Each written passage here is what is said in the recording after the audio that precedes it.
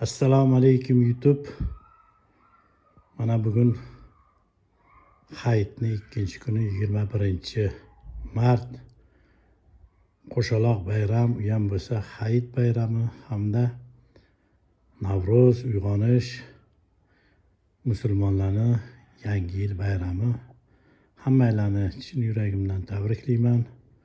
Xonadoningizda tinchlik, xotirjamlik bo'lsin.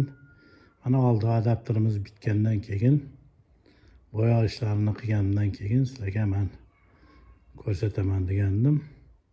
Video rolikda va'dam ustidan chiqib, mana bo'yoq ishlari bitgandan keyin mana to'liq holatda sizlarga video rolik qilib ko'rsatyapman. Mana pluglarimiz, mana naveskalarimiz hammasi bo'yoqdan chiqdi. Albatta bo'yog'i pulverizatorda emas, oddiy dehqonchasiga aytganda cho'tkada qildim.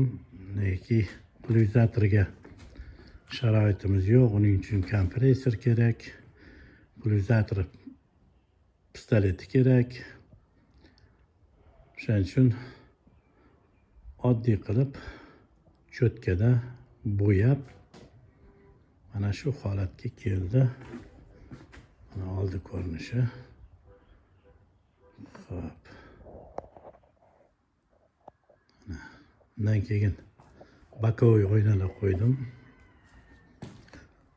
Sababi yo'lda yurayotganda juda xavotir ekan, orqangizdan kim kelyapti, nima bo'lyapti, anglash qiyin bo'lganligi uchun bokovoy oynani qo'ydim. Ehtiyot choralarini ko'rib, sababi yo'lga chiqqanda har xil holatlar bo'ladi. Noqulaylik tug'dirmaslik uchun bokovoy oynani qo'ydim. Ikki tomoniga ham mana. Mana shunday holatda bitdi.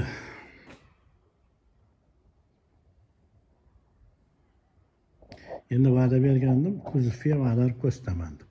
Hozir sizlarga kuzovimni ag'darib ko'rsataman.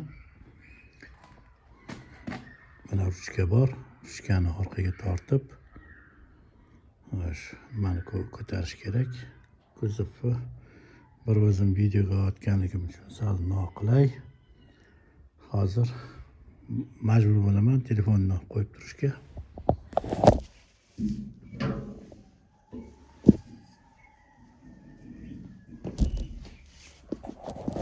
Mana kuzovni ham ko'tardik mana. Mana ограничитель qo'yganman. Oxirigacha ochilib, balonga qarab taqalib qolmasligi uchun qaychi qilib o'rtadan bukilib tagiga tushadi. Hech qanday noqulayliklar yo'q. Mana to'kkanda ham 100% hamma ortilgan sipuchi materiallar to'kilib yerga tushadi. Hech qanday qiyinchiligi yo'q. Keyin krelar qo'ydim. Har holda minib ketayotganda oyog'i balon o'rab ketmasligi uchun texnik xavfsizlikning chorasini ko'rib, mana krelar ham qo'ydim. Shu bilan videomiz tamom. Yana video rolikda ko'rishgunimizcha xayr, salomat bo'linglar.